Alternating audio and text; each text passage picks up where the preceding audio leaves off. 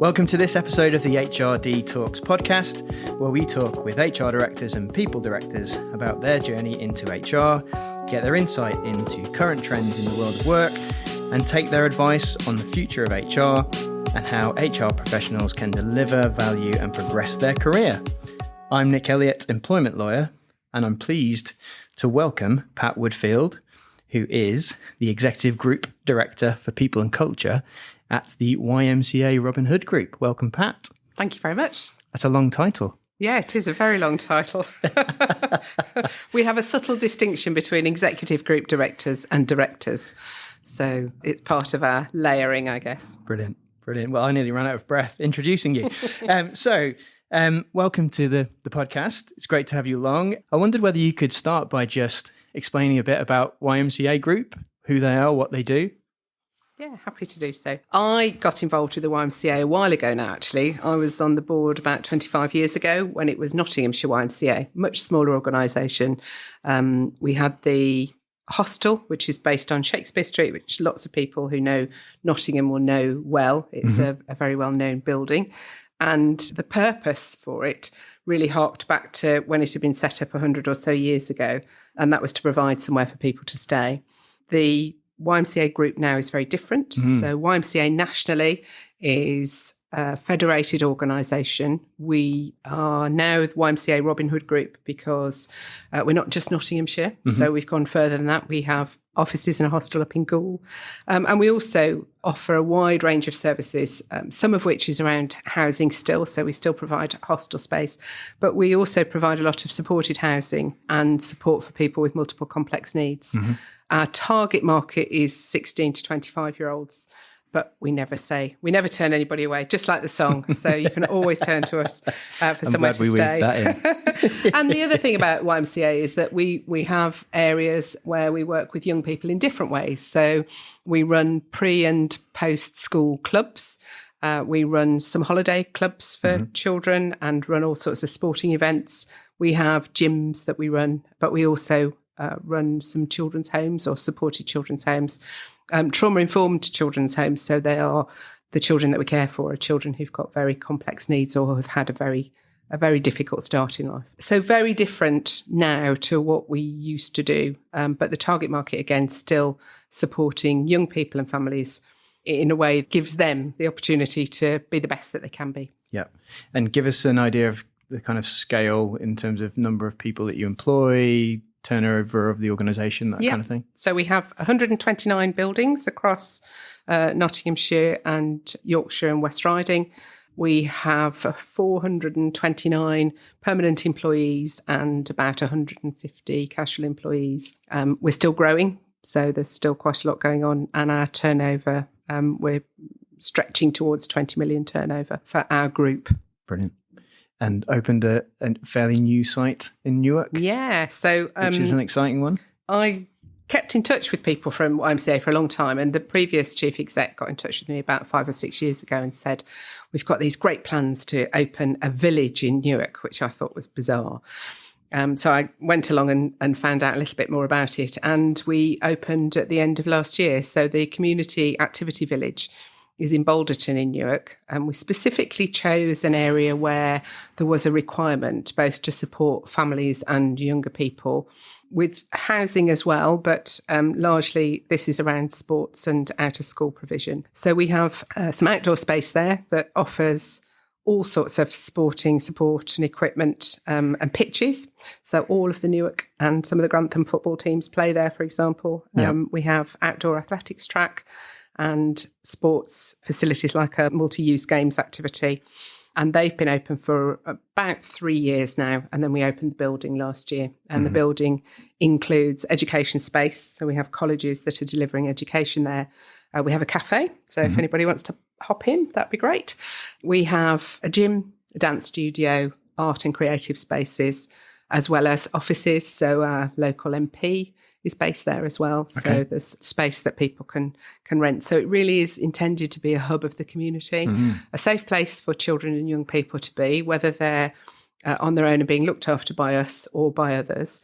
And we've just opened a nursery as well. Sounds amazing. Yeah. And it would be remiss not to talk about the Malt Cross. Tell us about that. So the Malt Cross is a Victorian music hall based in Nottingham. It's a listed building, and it was decided, I think 5 or 6 years ago, that the YMCA was going to rescue the Malt Cross because it was doomed, which we have done. So it's a space now that community groups can use. We've got some office space there as well. There are many levels of office space below the Malt Cross. So we open it as a venue, a music venue and a community venue. The intention is that it provides a surplus for us to invest in YMCA activities, but it's also our head office. And it's a lovely, lovely building. And still access to the caves? Yes, she says tentatively.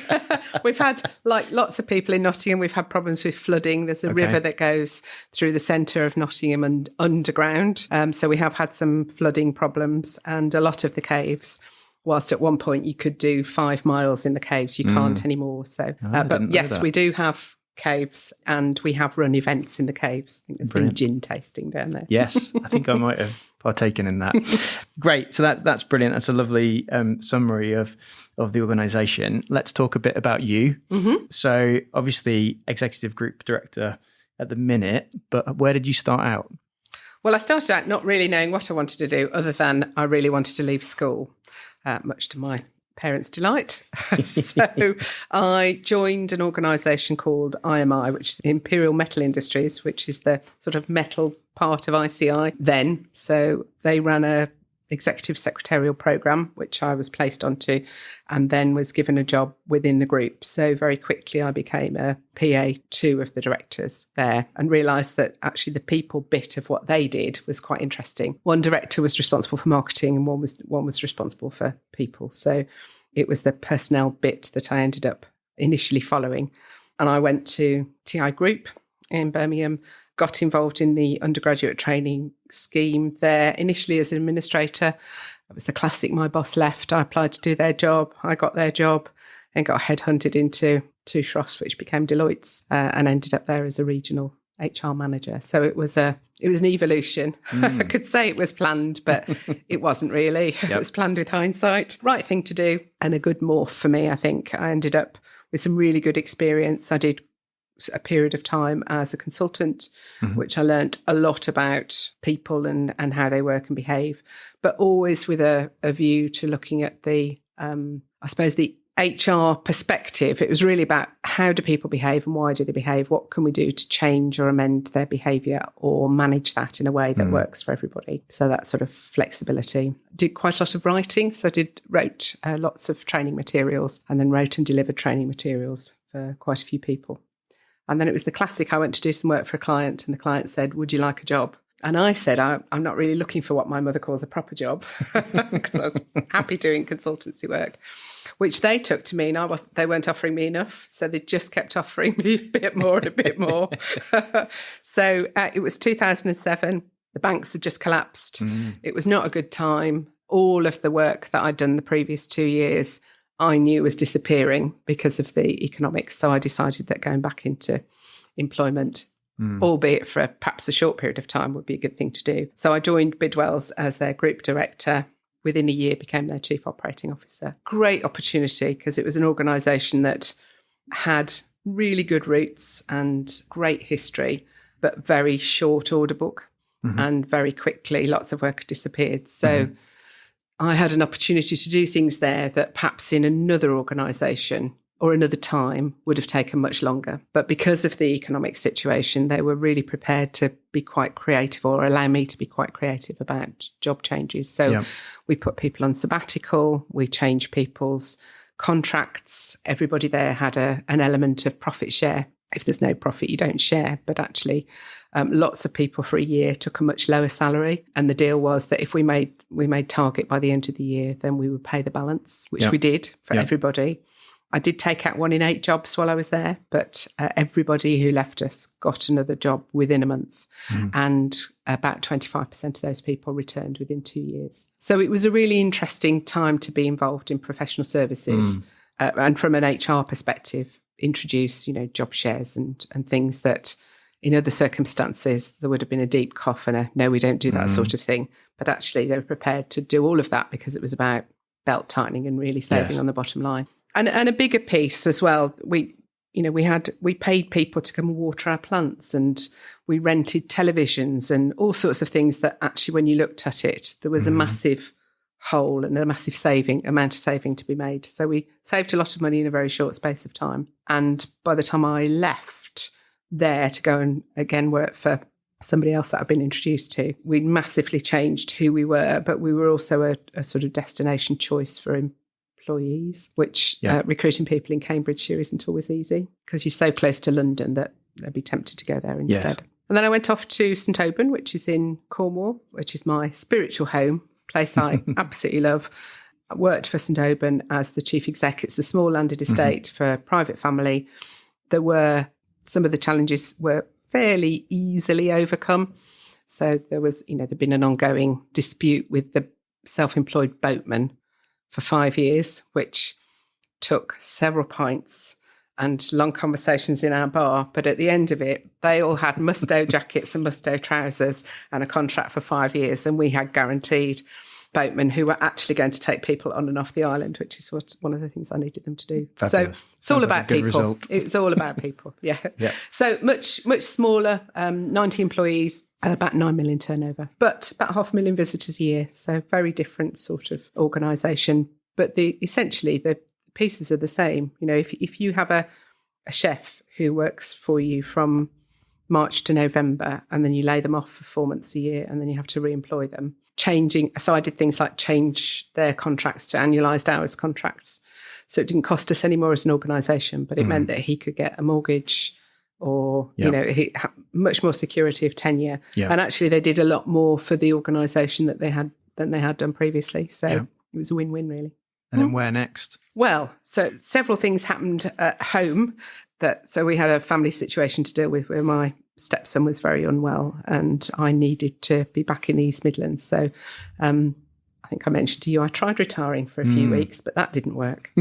And then I was asked if I could help out with an organisation who had somebody gone on maternity leave and could I just go and help out for a bit, which I did, but I ended up staying for a bit longer. Yep. So I was there for about 5.5 years, for a couple of reasons. One is COVID hit and that encouraged me to stay because there were some challenges. But we also did a management buyout in the time that I was there. So that was a good experience and one that, again, opened me to experiences that I hadn't done a buyout before. So it was a great opportunity to see that through. And actually, I quite enjoyed doing that. I enjoyed working with people. We were previously been American owned, so moving away from that and working with Lloyds Banking Group. Yeah, and that was back to an HR role?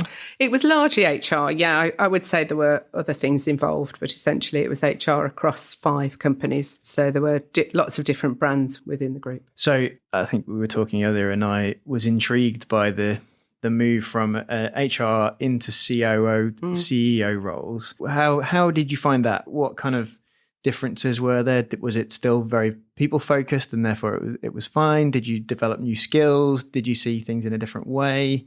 What's your kind of thought on that? Again, I'm not sure that it was necessarily a conscious choice. I didn't come back from Cornwall thinking, oh, well, I need to look for another CEO role now, because I wasn't really looking for anything at all. I think it's the challenge for me. I like having my mind stretched by new experiences or new ideas.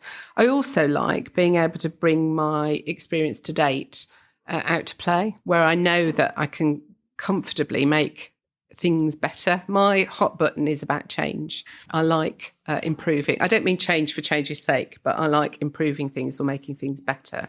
And if I can do that in an area where it's going to not necessarily impact on the bottom line, but it is going to make things better for people, then and I have the opportunity to do that, then that's the interest for me. I think at my hub, we'd had quite a lot of input from the American contingent in people terms, but it wasn't necessarily applicable to the UK market. So there was an opportunity to turn around and do it the other way. I think that was the interest for me there, that we introduced lots of things that they hadn't done before, and I've done that since. So, for example, introducing an intranet so that people can communicate differently. especially when we're cross sites, and doing some of those things certainly during COVID when not everybody, but a lot of us were working at home, made a difference. And then there were opportunities within that organisation to be involved in particular project groups. So during COVID, for example, we made scrubs anyway for the NHS, but we set up 4 businesses in conjunction with the Welsh Government to re-establish UK, or in this case, Welsh-based manufacturing sites, so that we could provide appropriate scrubs for the framework. And I think doing activities like that, getting involved in that and how that works, that was a one-off really. It's not going to happen again. Yeah. So it was it's the intellectual stretch that is of interest to me rather than anything else. And the title and how that sits is probably, I would say, less interest to me, although we had a big discussion at YMCA about the use of the word people and culture and what that actually means. Yeah, well, it's certainly in vogue, isn't it, at the minute for HR functions? It is, and I think we've been, I'm sadly old enough to remember welfare and then personnel and then the move to HR, and there was a massive debate about what is the difference with, between HR and human capital, which I think is something different. And we talked across Robin Hood Group about what was required and what the ask was. And it's actually more than HR, because it was an opportunity to combine a number of things, some of which we'd done before me, some of which we do more of now. So the people piece includes the traditional, I suppose, the HR element, although we moved to business partnering working. So that's one of the things that I've introduced. But within that, we have learning and development, which is a different specialism, which didn't exist previously. I mean, we did some learning, but it wasn't managed as a separate thing. And we've introduced some new ideas around that. So we're doing stuff that we weren't doing before. But also from a employee engagement perspective, we have an internal comms specialist, which again, we didn't have before. So the structure of the people team is different. We've moved the payroll into people, so out of finance, because there was much more, there was a much greater relationship with people and it made sense for it to sit there. And then the culture side of things is about where we work and how we work. So the buildings and the estates and compliance teams also report to me. So it's bigger than just the straightforward people thing. And that probably is an opportunity for me to bring my experience to bear. So when we look at, what are the requirements of, and then, we're going through a process at the moment of looking at supported housing, and the law is going to change at the end of this month. And the likelihood is that all of our people are going to have to be qualified in supported housing, which qualification doesn't necessarily exist in its entirety at the moment. So that's an opportunity for us I'm working with Central YMCA, see if we can set up that course. We'll hopefully run it in Newark.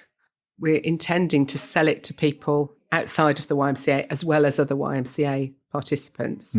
And as it's part of an apprenticeship piece, I've actually got funding from a third-party organisation who's given us their unused apprenticeship levy. So it's having the knowledge of all of those things and being able to bring them together. And I'm pushing on an open door. So for me, that desire to change and improve things in an organisation where people are saying, great idea, give it a go. Yes. I know from my time as a consultant that that's not always the response that you get. Yes, or we're not doing that till next quarter, or we're not doing that till next financial year, or that's not how we do things around here.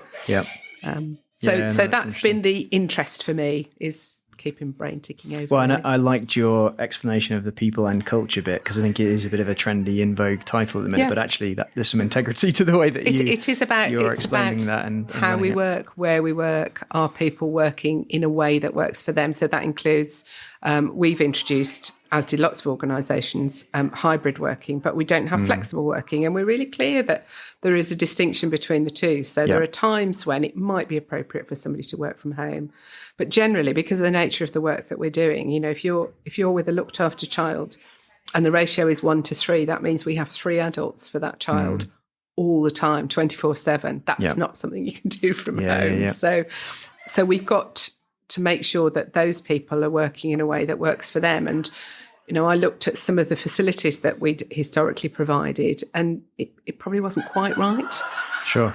So we're looking at physical environments that people have to work in and what we can do to improve that or change that in some way. Yeah. But also give people the flexibility to make some decisions for themselves. Yeah, no, that makes a lot of sense. I should also say we're in a shared flexible working space at the minute, and some people are enjoying themselves outside the room. There are some people laughing. How very dare they? But it's good that they're happy in their work. Absolutely. We That's like as that. It should be. So you talked about engaging people. You talked a little earlier on about the challenges of the sector, so third sector organisation.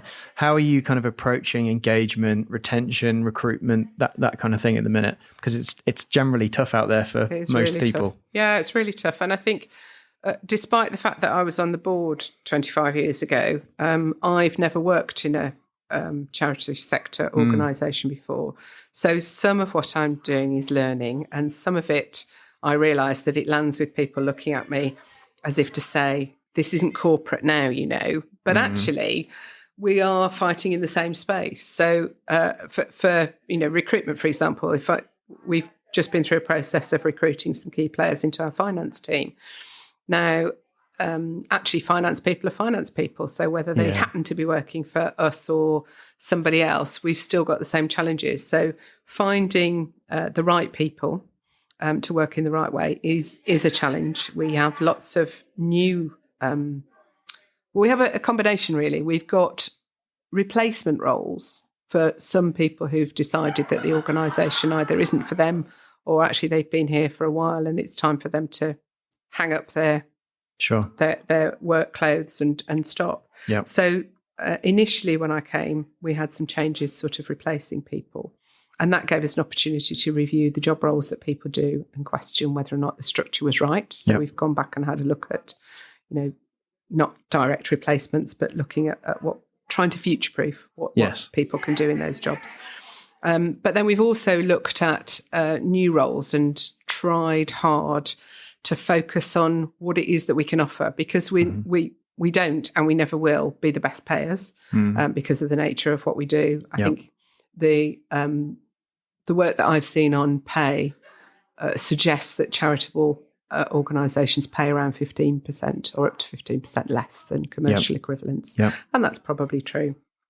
We attract different people. Sometimes that's good, sometimes not so much. We're coming back to looking at volunteering again. Okay. Because there are people through COVID and through other things who are questioning their purpose and why they're doing what they're doing. And we have a lot of people who volunteer. Interestingly, Christmas, we had huge numbers of people who wanted to come and carve a turkey for a poor person, which is great. But actually, we probably need volunteers all the time, not just on Christmas morning when people are feeling a bit sorry for themselves. Volunteering's not just for Christmas. Exactly, yes.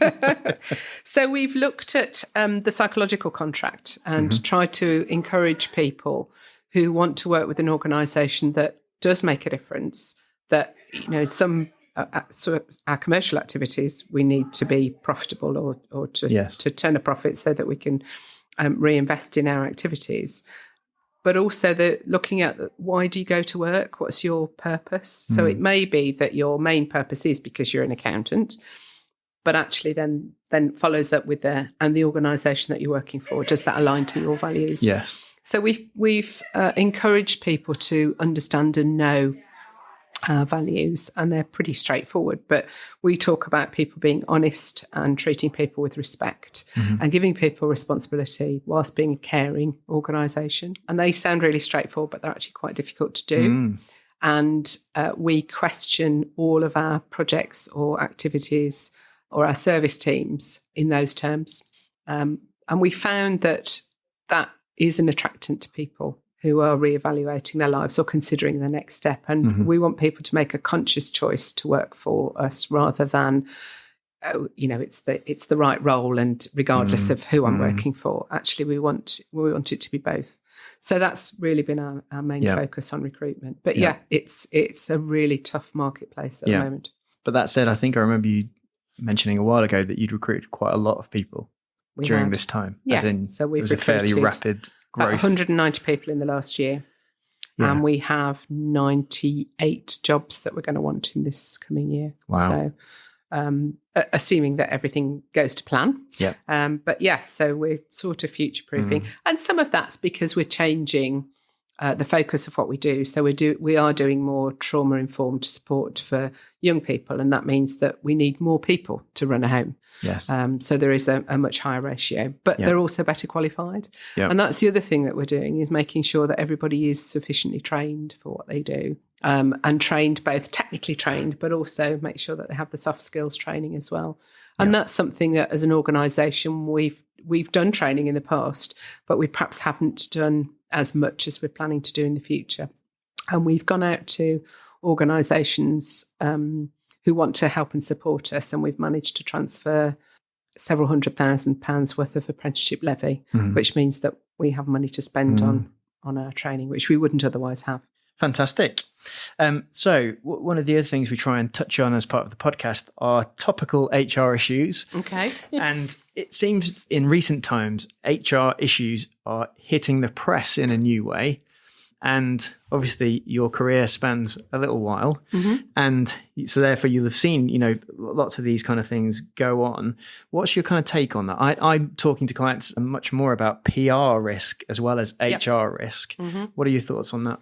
Yeah, I think we're probably having to manage PR risk in a way that you never had to. And there are lots of reasons for that. We definitely have experience of people putting in freedom of information requests in a way that they perhaps wouldn't do previously because they didn't have the right to do so. I think there's potential, and we know this, that if somebody disagrees with something, that they'll go straight to social media, and then suddenly there'll be a mini Twitter storm, or not necessarily a Gary situation as we've got at the moment. But I think there are much higher risks that once upon a daydream, it would just never come to light. Whereas now individuals have a voice in a way that they never had previously. They're not all going to use it. I don't know that necessarily means that we behave any differently, but I think we're more conscious of that. Yeah. And things happen quicker.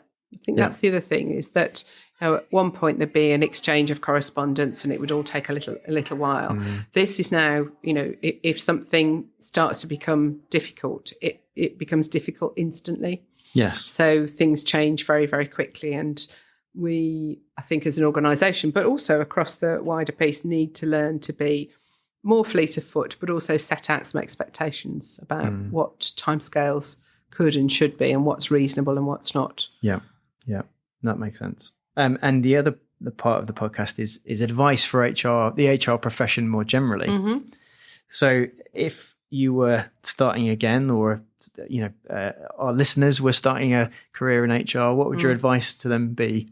I've enjoyed having a generalist role. That I like the variety, and I like being able to zap from one thing to another.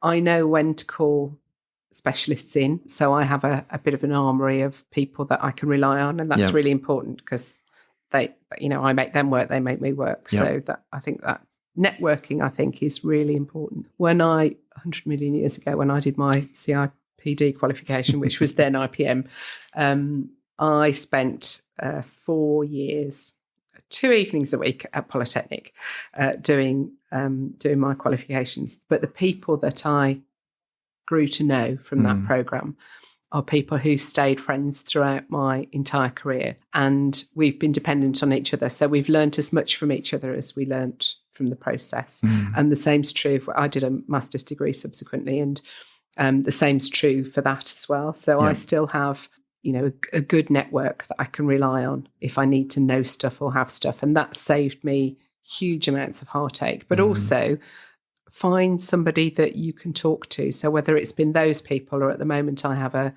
coach who is my personal coach, because very often you are the one person in HR, or you're the senior person, and it's not really appropriate to have conversations with some of the team about everything, because you need to keep their spirits up. Yes. And there are times when you need to go and scream at somebody else. And I think having somebody else to, that can listen and also reflect back. I mean, my coach is very good at saying, and how do you think that came across? Or, and what's your reaction to that? And I haven't always analysed that. And I think having that support is really important. To put it into context, because it's just stuff at the end of the day. It's work and it's really important. but it doesn't need to be utterly all-encompassing. Yeah. So, yeah, and I suppose the other bit of advice, if I was going to give advice at all, would be put yourself in situations where you're stretched and you're a little bit uncomfortable, because that's when you know that you're learning new things, and it'll sit with you. So, yeah, do something that's just puts you slightly out of your comfort zone. Sounds good. And then the other one that I think is particularly interesting, given the roles that you've had through your career, is how best an HR professional works within the wider team, particularly at executive level. What advice would you give on that front? Having been a COO and CEO yourself. It's about developing trust, really, and trust with other people. And I think when I was chief exec at St Auburn, I had a couple of non-exec directors who were the people that I could turn to and talk to about things. But it's building trust. So my role within the executive team is, I think, one of sometimes confidant, sometimes agony aunt, sometimes general factotum, sometimes I'll just be somebody to moan at.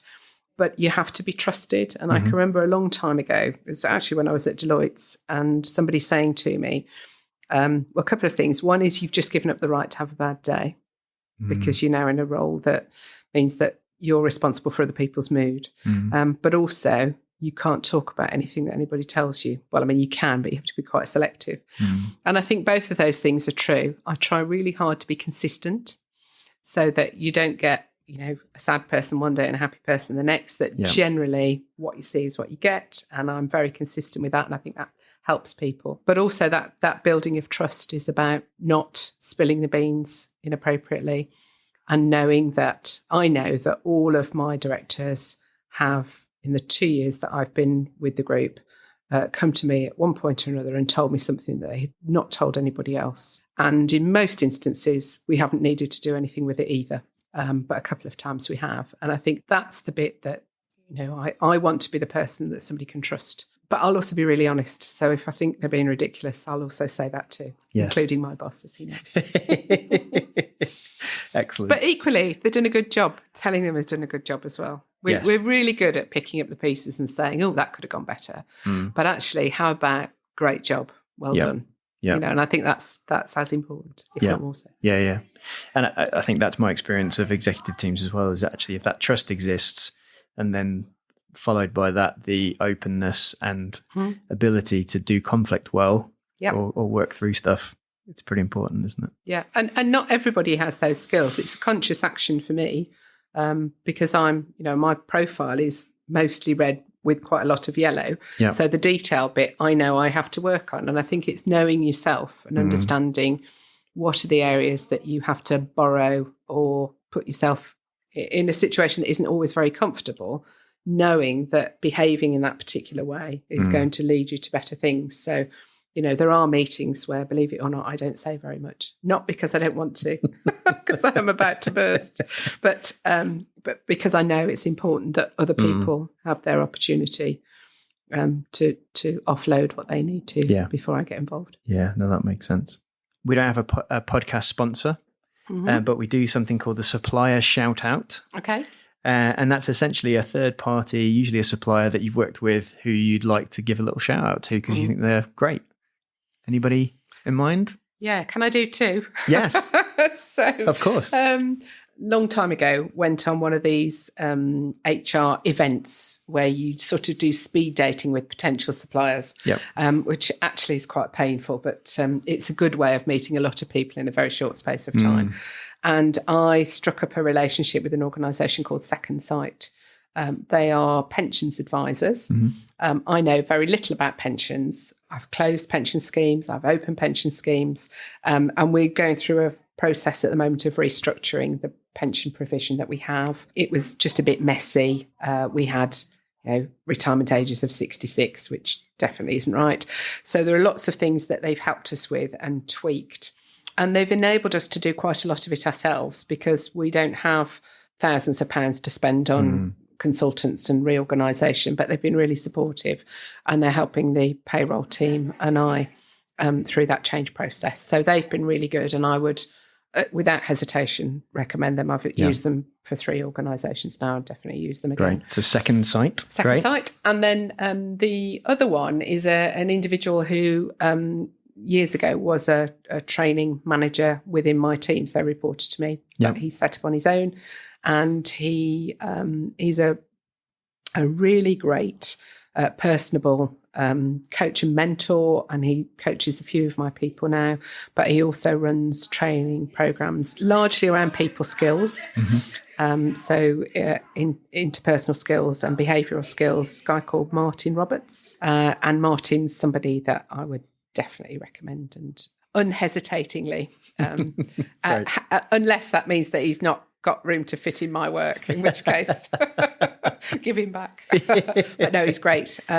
He has a really lovely approach to people, and people trust him very quickly. He's a very warm person, but he understands business, so he gets that juxtaposition between getting the best out of people but doing it in a way that's cost efficient and effective. And he also has a brilliant consultancy name. Yes. I couldn't remember whether his organisation, he was talking about calling it smashing at one point, because that's one of his favourite words, but it's actually pedoing. Brilliant. And the idea was that it was like a spring, he put all the energy in and let it go, and it would you'd springboard them into action. So it's clever. That's where it came from. Excellent. That's great. Well, I think that's probably all that we have time for. So really appreciate your time and chatting to us and sharing all of that with us. Thank you very much. No problem. And really great to be here. We'll see everybody next time. Thanks for listening to this episode of the HRD Talks podcast.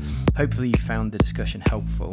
If so, please follow us on your podcast provider to be notified of future episodes, and share with friends and colleagues. For more information on the podcast, please visit actons.co.uk/the HRD Talks.